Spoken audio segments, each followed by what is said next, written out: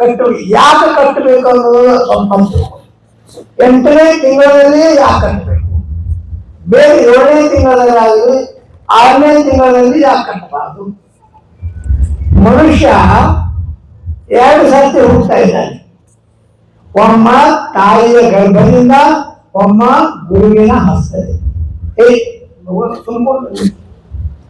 ಒಮ್ಮ ತಾಯಿಯ ಗರ್ಭದಿಂದ ಹೋಗ್ತಾ ಇದ್ದಾನೆ, ಒಮ್ಮೆ ಗುರುವಿನ ಹಸ್ತದಿಂದ ಹೋಗ್ತಾ ಇದ್ದಾನೆ. ತಾಯಿಯ ಗರ್ಭದಿಂದ ಹುಟ್ಟುವಾಗ ಭಾವಸ್ಪಿಂಡ್ ಆಗಿ ಹೋಗ್ತಾ ಇದ್ದಾನೆ, ಗುರುವಿನ ಹಸ್ತದಿಂದ ಹುಟ್ಟುವಾಗ ಮಂತ್ರಿಪಿಂಡ್ ಆಗಿ ಹೋಗ್ತಾ ಇದ್ದಾರೆ. ಅದಕ್ಕೆ ಅಭ್ಯಾಸ. ಮತ್ತೆ ಯಾಕೆ 8ನೇ ತಿಂಗಳಂದ್ರ ಪ್ರಥಮ ಮಾಸೆ ಬುದ್ಬುದಾಕಾರ. 1ನೇ ತಿಂಗಳ ತಾಯಿಯ ಗರ್ಭದಲ್ಲಿ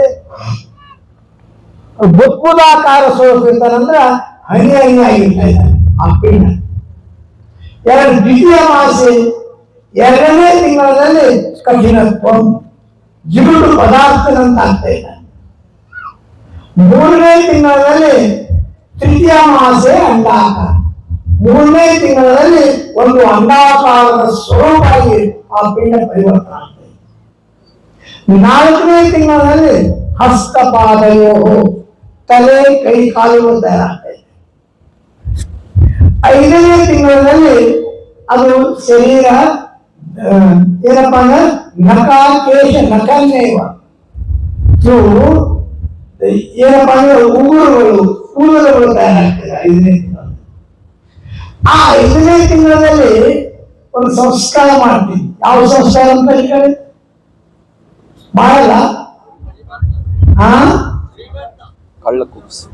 ಅದು ಆ ಕಡೆ ಬಿಜಾಪುರ ಗುಲ್ಬರ್ಗ ಕಡೆ ಏನಂತಂದ್ರೆ ಕಳ್ಳ ಕುಬಸ ಅಂತ ಮಾಡ್ತಾರೆ. ಇಲ್ಲಿ ಅಂತ ಬಾಳೆ ಕೇಳಿದ್ರ ಅದಕ್ಕೆ ಕಳ್ಳ ಕುಬಸ ಅಂತ ಯಾಕಂದ್ರು? ಕುಬಸ ಮಾಡೋದು ಸರಿ ಸಂಸ್ಕಾರ, ಕಳ್ಳ ಕುಬಸ ಅಂತ ಯಾಕೆ ಹೆಸರು ಬಂತು ರೂಢಿಯಲ್ಲಿ? ಕಾರಣ 5ನೇ ತಿಂಗಳಲ್ಲಿ ಪಿಂಡ ತಯಾರಾಗಿದೆ, ಆದ್ರೆ ಅದರಲ್ಲಿ ಜೀವ ಬಂದಿಲ್ಲ. ಆ ಕಳ್ಳನಂತೆ ಪಕ್ಕದಲ್ಲಿ ಕೂತಿದ್ದಾರಂತೆ, ಅದು ಕಳ್ಳ ಕುಬಸ. ಆ ಕಳ್ಳ ಪೊಲೀಸ್ ಹಿಡಿಬಹುದು, ಪೊಲೀಸ್ ತಪ್ಪಿಸ್ಕೊಂಡು ಹೋಗ್ಬೋದು, ಹೇಳಕ್ಕಾಗಲ್ಲ. ಹಾಗೆ ಜೀವಾತ್ಮ ಒಳಗೆ ಹೋಗ್ಬೋದು ಅಥವಾ ಹೋಗ್ಲಿಕ್ಕೆ ಅಂತೇಳಿ ಅದಕ್ಕೆ ಕಳ್ಳ ಕುಬಸ. 6ನೇ ತಿಂಗಳಲ್ಲಿ ಪರಿಪಕ್ವ ಆಗ್ತದೆ ಶರೀರ. 7ನೇ ತಿಂಗಳಲ್ಲಿ ಗರ್ಭ ಆಗ್ತಾನೆ. 7ನೇ ತಿಂಗಳಲ್ಲಿ ಜೀವ ಬರ್ತಾ ಇದ್ದಾನೆ. 7ನೇ ತಿಂಗಳಲ್ಲಿ ಜೀವ ಬರ್ತಾ ಇದ್ದಾನೆ. ಆಗ ಏನ್ ಮಾಡ್ತೀವಿ? ಮಕ್ಕಳ ಕಾರ್ಯ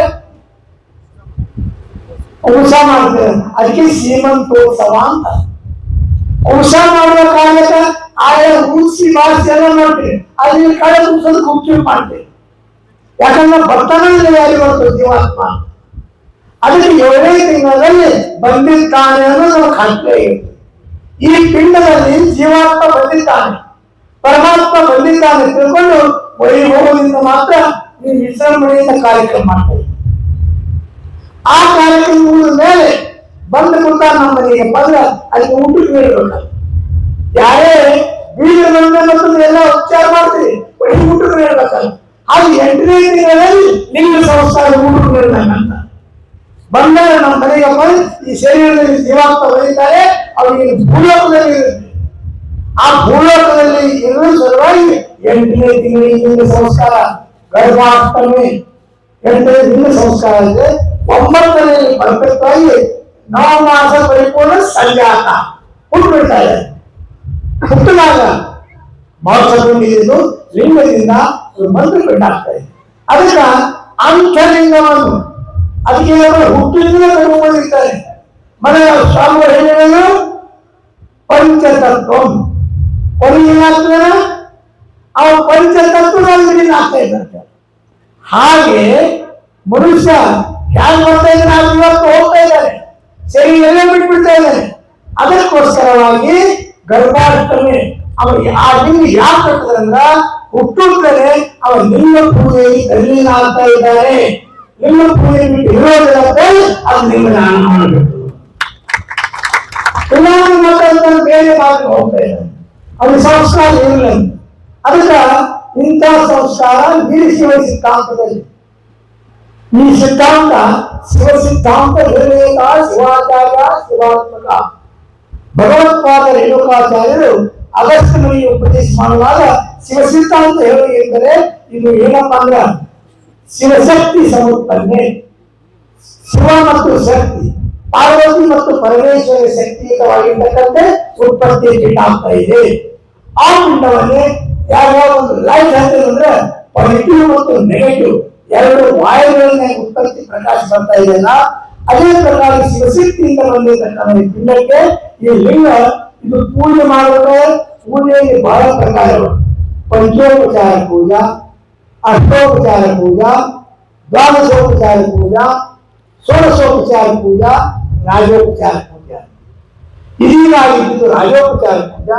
5 ವರ್ಷಗಳಿಂದ ಪಂಚೋಪಚಾರ ಪೂಜಾ, 8 ವರ್ಷಗಳಿಂದ ಅಷ್ಟೋಪಚಾರ ಪೂಜಾ, 12 ವರ್ಷಗಳಿಂದ ಮಾಡಿರ್ತಕ್ಕಂಥ ದ್ವಾದಶೋಪಚಾರ ಪೂಜಾ, 16 ವರ್ಷಗಳಿಂದ ಮಾಡಿದ್ದು ಷೋಡಶೋಪಚಾರ ಪೂಜಾ ಮತ್ತು ರಾಜವೈಭವ ಛತ್ರಚಾಮರಗಳಿಂದ ಮಾಡಿದ್ದು ರಾಜೋಪಚಾರ ಪೂಜಾ ಅಂತಿದೆ.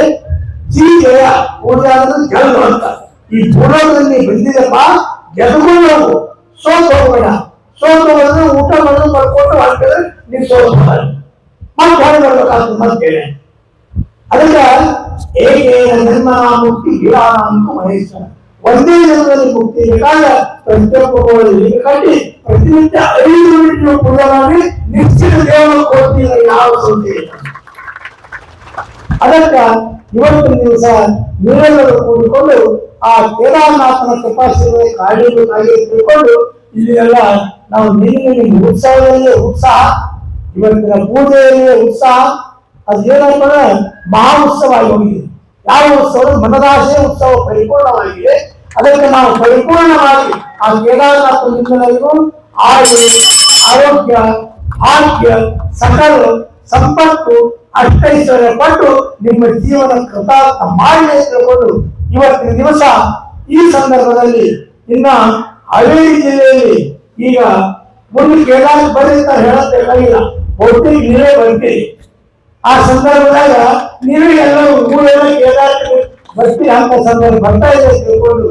ಯಾಕಂದ್ರೆ ಈ ಕಲಬುರಗಿ ನೀವು ಬರೋದಂತ ತಿಳ್ಕೊಂಡು ಅದಕ್ಕೆ ನಿಮ್ಮ ಸತ ಮುಂದಿನ ಸಲ ನೀವು ಎಲ್ಲರೂ ಒಂದು ಕೆ ಅಂದ್ರೆ ಸ್ವರ್ಗ, ಕಾಲ ಅಂದ್ರೆ ಬಾಗಿಲು, ಕೇದಾರನ ಸ್ವರ್ಗದ ಬಾಗಿಲಲ್ಲಿಯ ದರ್ಶನ ನೀವು ಕೇದಾರ ದರ್ಶನ ಆಗ್ತಾ ಇದೆ. ಅದಕ್ಕೆ ತಾವೆಲ್ಲರೂ ಬಂದು ಅದನ್ನು ಪಡೆದು ಈಶ್ವರನಿಗೆ ಮಾತನಾಡಿ ಮುಕ್ತಿ ಸಿಗಲಿ ಮತ್ತೊಮ್ಮೆ ಅಭಿವೃದ್ಧಿಯಿಂದ ವ್ಯಕ್ತ ಮಾಡಿ 2 ಮಾತುಗಳು ಕೊಡ್ತಾ ಇದ್ದೇವೆ. ಓಂ ಶಾಂತಿ ಶಾಂತಿ.